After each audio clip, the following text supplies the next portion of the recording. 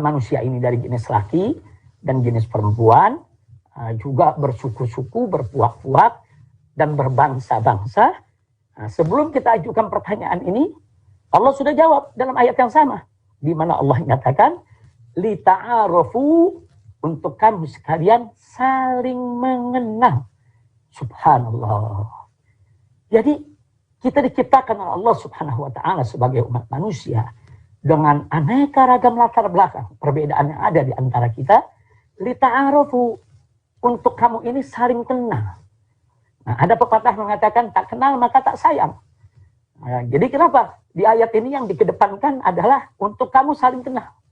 Jadi nggak disebut soal saling sayangnya, saling bersatunya, saling bekerja samanya, tidak. Saling kenal dulu. Karena saling kenal itu pintu gerbang. Itu kunci. Kalau sudah saling kenal, maka satu sama lainnya saling mengetahui. Kalau sudah saling mengetahui, maka akan mudah untuk membangun saling menghargai. Kalau sudah saling menghargai dan saling menghormati, maka itu merupakan modal utama untuk saling cinta dan saling sayang. Nah, kalau sudah ada saling cinta dan saling sayang, tentu akan lebih mudah lagi kita untuk saling berbagi, saling bekerja sama, saling bergotong royong, saling bahu-membahu. Nah, itulah rahasianya kenapa dalam ayat ini yang dinyatakan oleh Allah, lita'arofu, untuk kamu. Nah, ini yang ingin saya garis bawahi. Bahwa dalam aksi 212 di tahun 2016, bahkan dalam reuni-reuni selanjutnya, sampai reuni hari ini yang kita gelar bersama secara daring, secara webinar ini, bahwa di sana ada spirit ukhuwah basyariyah. Ada spirit persaudaraan kemanusiaan. Makanya saya selalu ingatkan kepada seluruh umat Islam, seluruh elemen bangsa. Ingat, kalau kita bicara kemanusiaan, maka kita jangan bicara soal suku, budaya, agama, golongan, partai, kelompok. Lupakan itu semua. Apalagi kalau kita lagi terjun di medan bencana. Di sana banyak orang membutuhkan uluran tangan kita, membutuhkan bantuan. Jangan sekali-sekali yaitu bicara tentang suku, agama, ras, atau antara kita singkat dengan SARA. Tidak ada. Kemanusiaan adalah kemanusiaan. Inilah ukhuwah basyariyah yang spiritnya melekat ada di dalam aksi 212 maupun dalam reuni 212 lanjutnya. Nah, kemudian yang kedua jenis ukhuwah yang ingin saya ingatkan juga, bahwa dalam aksi 212 di sana juga ada spirit persaudaraan kebangsaan. Nah, kalau istilah dalam bahasa Arabnya kita sebut ukhuwah wataniyah. Ukhuwah wataniyah. Kalau tadi ukhuwah basyariyah itu bisa diistilahkan sebagai internasionalisme. Nah, sementara kalau ukhuwah wataniyah ini bisa kita istilah nasionalisme. Itu persaudaraan kebangsaan. Persaudaraan kita satu tanah air. Nah, ini pun juga diberikan isyarat yang sangat jelas sekali oleh Nabi Muhammad SAW di dalam sejarah hidupnya. Bagaimana Nabi alaihi secara terbuka di hadapan para sahabat menyatakan cintanya kepada kota suci Mekah, menyatakan cintanya kepada kota suci Madinah, bahkan menyatakan cintanya kepada Jabal Uhud. Subhanallah.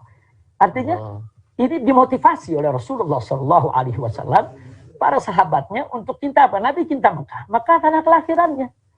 Sampai-sampai Nabi mengatakan kepada kota Mekah didengar oleh para sahabat, kalau bukan kaummu yang mengusir aku dari Mekah, aku tidak akan pernah meninggalkan engkau, wahai Mekah. Subhanallah. Nah, begitu juga Nabi menunjukkan rasa cintanya kepada Madinah. Nah, yang ditunjukkan oleh Nabi alaihi salatu wassalam, eksplisit maupun implisit, menunjukkan bahwa Nabi alaihi salatu wassalam mengajarkan kepada umatnya untuk cinta negeri, cinta bangsanya, cinta tanah airnya. Nah, ini juga harus kita jaga. Inilah yang kita sebut dengan istilah ukhuwah wataniyah.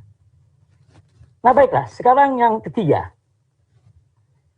Selain ukhuwah basyariyah yang tadi kita sebut dengan istilah internasionalisme, dan selain ukhuwah wataniyah yang tadi kita sebut dengan nasionalisme, kebangsaan, ada satu lagi jenis ukhuwah. Nah, ukhuwah yang ketiga ini sangat spesifik, sangat khusus, sangat istimewa, karena dimensinya bukan dimensi hanya dunia, tapi dimensi dunia dan akhirat. Nah, ukhuwah apa? Ukhuwah Islamiyah. Jadi Islamiyah ini adalah satu persaudaraan yang diikat dengan akidah, diikat dengan syariat, diikat dengan keagamaan. Dan ini dimensinya bukan hanya sebatas dunia, tapi dimensi ini dimensi dunia dan akhirat. Nah, tentu ini tidak dengan ukhuwah basyariah, ukhuwah wataniyah, karena di dalam ukhuwah Islamiyah itu sendiri ada dimensi dunia yang memang harus dijaga. Dimensi mana mesti dijaga? Itu tadi yang kita sampaikan. Soal internasionalisme, kita tidak boleh menjadi bangsa yang terbelakang dari pergaulan internasional. Dan di sana juga ada nasionalisme, yang mana kita harus selalu bersedia untuk berkorban demi bangsa dan negara, serta memajukan negara. Dan itu ada dalam ajaran Islam secara komprehensif, yaitu secara lengkap. Nah, khusus yang ketiga ini, Allah berfirman dalam surat Ali Imran ayat 103. Allah subhanahu wa ta'ala qala wa'tasimu bihablillahi jami'a wa la tafarraqu. Artinya, berpegang teguhlah kamu sekalian kepada hablullah. Itu kepada tali Allah, kepada agama Allah, kepada hukum Allah. Dan Allah ingatkan, wa la tafarraqu, jangan sekali-kali kamu bercerai-berai. Nah, berdasarkan ayat ini, siapapun yang sudah mendeklarasikan dirinya sebagai seorang muslim, bersahadat, memeluk agama Islam, maka mereka wajib al-i'tisam pada hablullah, kepada hukum Allah. Nah, kenapa? Karena hukum Allah yang diturunkan oleh Allah Subhanahu wa ta'ala itu merupakan way of life. Itu merupakan jalan hidup. Jalan hidup dari dunia ke akhirat. Nah, oleh karenanya, setiap muslim, setiap orang beriman wajib berpegang teguh kepada Al-Quranul Karim, kepada sunnah Nabi Muhammad SAW, berpegang teguh juga kepada ijma, qiyas, dan lain sebagainya yang menjadi sumber-sumber hukum muktabar terpercaya, yaitu di tengah umat Nabi Muhammad SAW. Dan haram mereka berpecah belah. Jadi wala tafarraqu, kata Allah Subhanahu wa ta'ala. Enggak boleh berpecah belah. Maka itu orang-orang beriman wajib bersatu. Tapi bukan sembarang bersatu. Bersatu dalam iman, bersatu dalam Islam, bersatu dalam akhlak, bersatu dalam kebajikan, bersatu dalam kebersamaan, bersatu dalam taat, bersatu dalam takwa. Jadi bukan bersatu dalam korupsi, bukan bersatu dalam kezaliman, bukan bersatu dalam dusta, bukan bersatu dalam kemunkaran dan kemaksiatan. Jadi bersatu yaitu di dalam iman dan takwa kepada Allah Subhanahu wa ta'ala.